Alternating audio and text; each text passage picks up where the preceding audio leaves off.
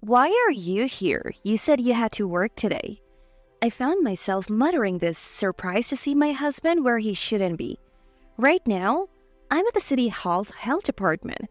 I came here to submit our newborn child's birth certificate. My husband, who had promised to submit it with me, said a sudden work obligation came up and didn't show. So he shouldn't be here. While the clerk was checking if there were any errors in the birth certificate, I couldn't take my eyes off my husband. Perhaps because it's early in the morning, there aren't many other customers? Because of this, I could clearly hear my husband's voice at a counter a short distance away. Although hidden from view by my husband, it seems like there's a woman right next to him. I saw the clerk handing over a small booklet. "Thank you for registering for the program aimed at pregnant women." I guessed. I began to suspect my husband might be having an affair with this woman. After all, the only men who normally accompany women to these programs are their husbands. Perhaps the father of the unborn child might accompany, but the woman and my husband didn't seem to have an age gap big enough to be father and daughter. My husband doesn't have sisters, so the possibility of her being a relative seemed unlikely. Our first child is due next year. Oh, I can hardly wait. My husband said this with a smile. Then, what about the child I struggled to give birth to? My name is Amelia. I'm 37 years old. I handle secretarial and miscellaneous tasks at the company run by my husband Nolan, who is 3 years my senior. Nolan and I met almost a decade ago and started dating. Back then, Nolan was just a regular employee at a corporation, as was I. But after Nolan proposed, I left my job at his request. The reason I resigned from the company was because of Nolan's wish. I'm thinking of starting my own company. I want you to quit your current job and help me with mine. I want you to support me in both my personal and professional life. Will you marry me? The idea of starting a business, asking me to leave my job, and proposing marriage, it was all so overwhelming, but I loved Nolan, so I agreed to everything. Understood, I'll support Nolan with all my strength. Nolan often talked about wanting to start a business, so I somewhat anticipated this future. Amelia, thank you. I knew you would say that. Nolan was overjoyed, and so we got married and I left the company I had been with since graduating college to help with Nolan's business. We worked tirelessly together to get the company off the ground. Initially, Nolan frequently expressed gratitude to me, but gradually, he began to adopt a condescending attitude. I'm taking care of you, I'm providing for you, and giving you a job. You should be more grateful. He started making such patronizing comments and looked down on me. Yet I couldn't bring myself to dislike him, as he was once the man I loved, so I just endured it. The company's finally stable, so let's think about having kids. You're getting close to 35 after all. We began considering children, but after a year of trying without success, we started visiting a fertility clinic. It was tough, but at 37, I finally got pregnant. Nolan fully cooperated with the fertility treatment, and we both worked hard at it, so when I found out I was pregnant, I was truly overjoyed. Nolan was also very happy about it. Yes, we're finally going to have a baby. Nolan was moved to tears. Then he began to express more concern for me, saying, You must not overdo it until the trimester of stability. Nolan's attitude softened a bit, almost returning to his old self, which made me happy, and I savored our happiness. Morning sickness was tough, but Nolan, despite being inexperienced, did his best to cook for me, helping me through it. As a baby in my belly grew healthy one day, Nolan suddenly said something unbelievable. Nolan was also very happy about it. You know, with advanced maternal age, there's a higher chance of having a child with disabilities. Maybe we should not go through with a pregnancy? I couldn't believe my ears at his sudden suggestion. What? What did you just say? I mean, since advanced maternal age is risky, let's give up on having the child. I felt a surge of anger at Nolan's words. How can you say that all of a sudden? This child is alive. We can't just give up on it. What do you think a life is? Stop joking around. When I shouted, Nolan fell silent and stopped speaking. In my anger, I didn't speak to Nolan for the rest of the day and stayed in my room. The next day, Nolan said, Sorry about yesterday, but it felt insincere. Even though he was so happy when I got pregnant, I wondered why his attitude changed so suddenly. Gradually, Nolan started treating me coldly again, and the condescending remarks returned. Don't take advantage of being pregnant. Do your job properly. If you slack off, I won't stand for it. I know I have never slacked off. I said this while inwardly sighing heavily. But I believed that once a baby was born, Nolan would become kind again, so I kept pushing through each day. I often consulted with my parents and brother about Nolan and shared my problems with them. Then a few days after my due date, I finally went into labor and asked Nolan to drive me to the hospital. Nolan, the contractions are getting closer. Please drive me to the hospital. I asked Nolan while enduring the pain, but he looked annoyed. Oh, it's such a hassle. I'll call a taxi for you. Just take that. I was shocked as I had assumed Nolan would drive me himself. What? Really? Okay, a taxi is fine, but you're coming with me, right? Huh? I have urgent work, so no way. It doesn't make a difference whether I'm there or not. I'm not interested in being there for the birth anyway. Just wait, I'll call a taxi for you. I was saddened by Nolan's attitude, but the pain of the contractions soon became overwhelming. I went to the hospital alone by taxi and eventually gave birth to a healthy baby boy. However, Nolan didn't show up for the birth during my hospital stay or even at my discharge. After leaving the hospital, I went back to my parents' house for postpartum support. My parents and brother doted on the baby and took great care of me. I was supposed to have Nolan submit the birth certificate, but this morning he said he had work and didn't come.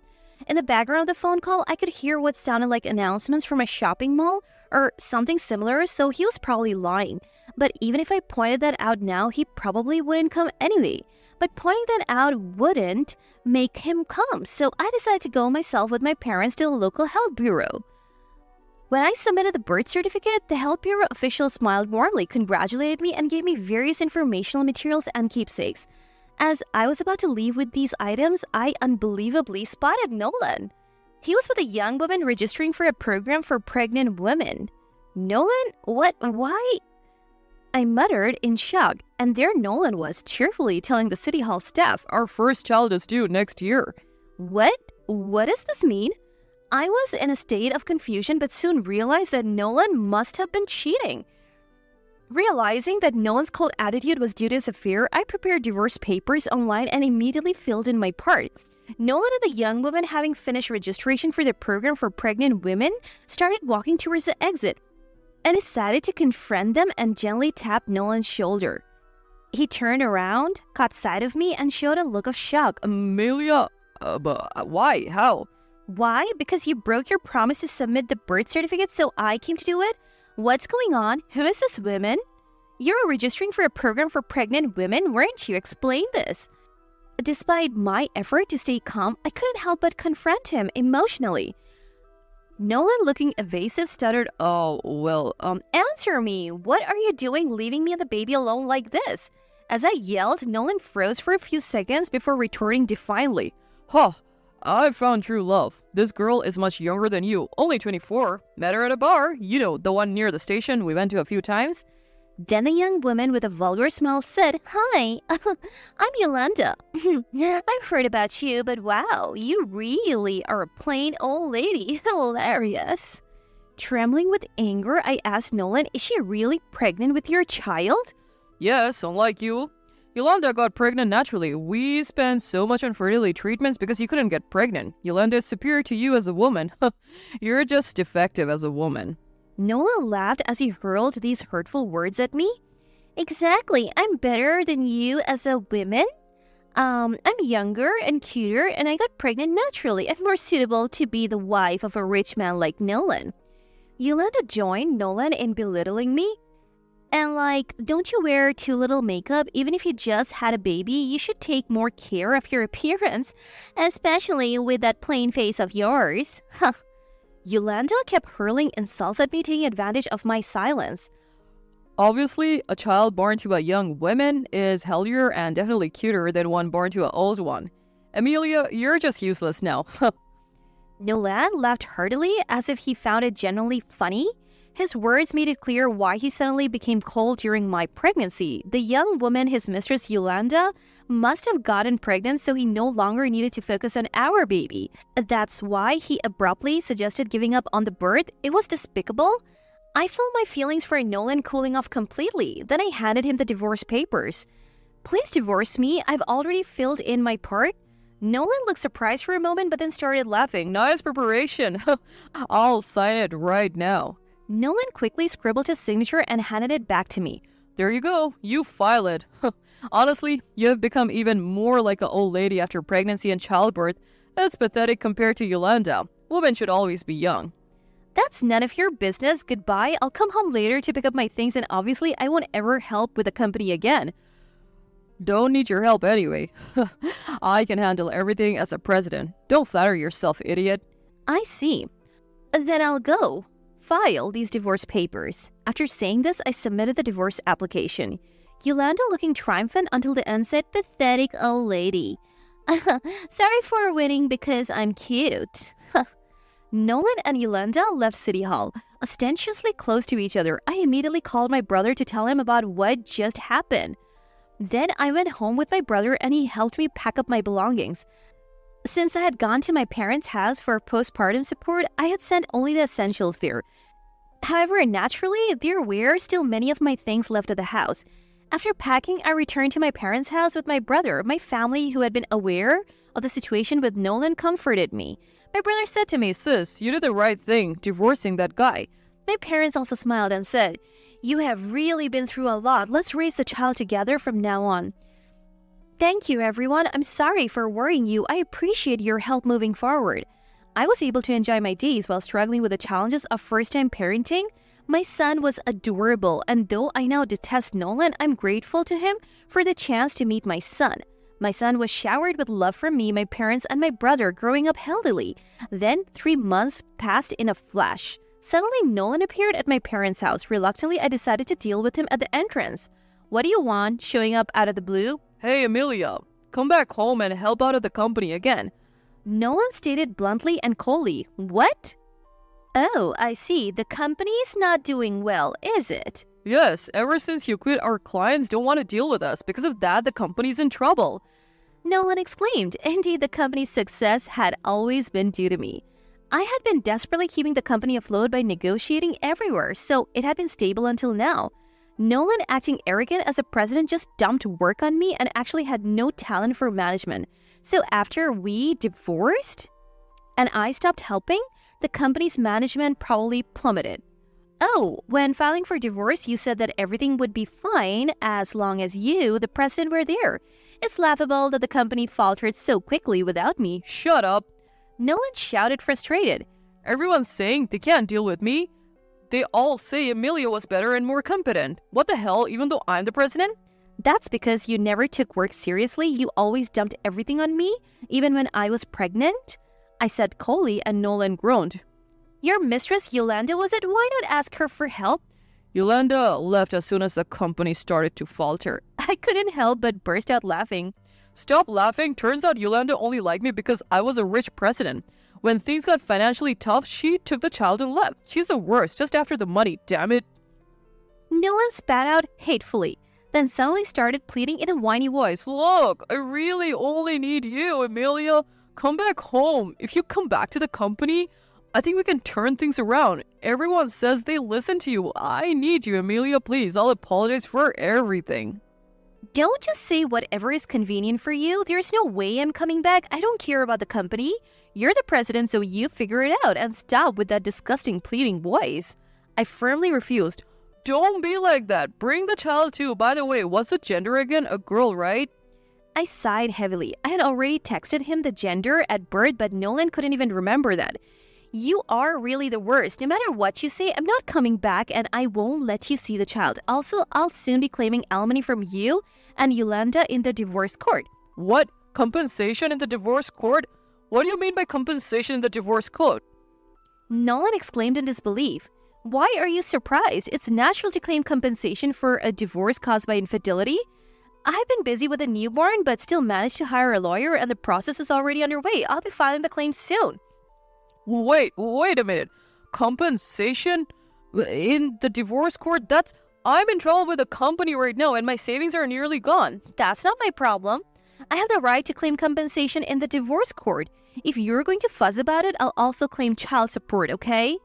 Nolan, looking like he wanted to say something, just opened and closed his mouth. "I didn't claim child support because I didn't want you involved with our child, and I had no intention to. But I was advised by my lawyer that child support is a right for the child, so I've decided to claim it.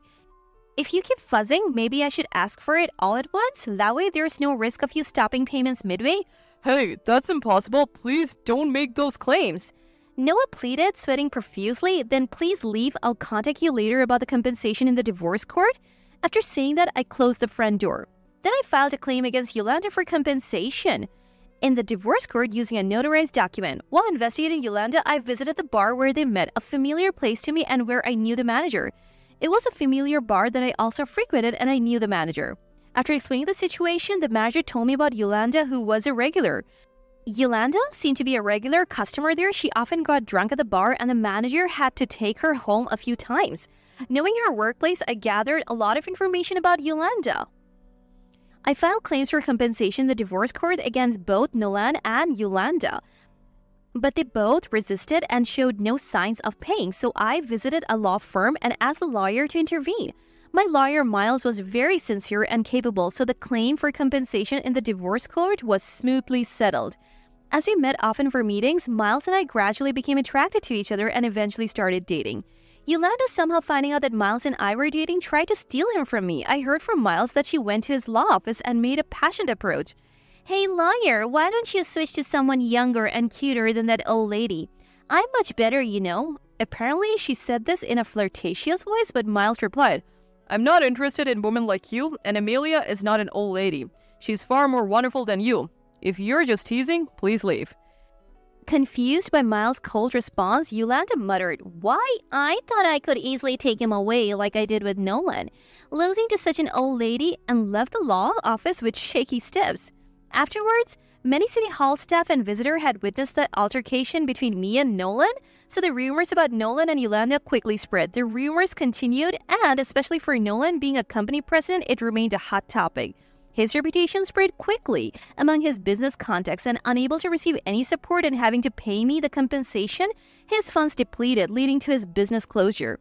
Yolanda, apparently upset about losing to me, continued to obsess over Miles and frequently visited his law office. Miles consistently rejected her advances, but Yolanda cried out, "I can't stand losing to such an old lady. Choose me." Due to her persistence, she was eventually banned from the law office and even had the police called on her. Shockingly, it turned out that the child Yolanda had was not Nolan's. She had been involved with multiple men and got pregnant without knowing the father's identity. Desperate to marry wealthy Nolan, she claimed the child was his. Nolan was outraged. "I was deceived. I left Amelia and my child because Yolanda said she was pregnant with mine. This is outrageous. How can she do this to my life?" Nolan and Yolanda are currently embroiled in a complicated legal battle. Meanwhile, I got remarried to Miles. Miles proposed to me, saying, "Amelia, I promise to make both you and your child absolutely happy." My parents and brother fully supported and endorsed Miles' sincere personality. Blessed by everyone, we started our married life. Soon after our marriage, Miles got transferred, and my son and I decided to move with him. In this new place, while busy with household chores and parenting, I am living a happy life with my kind husband and adorable son.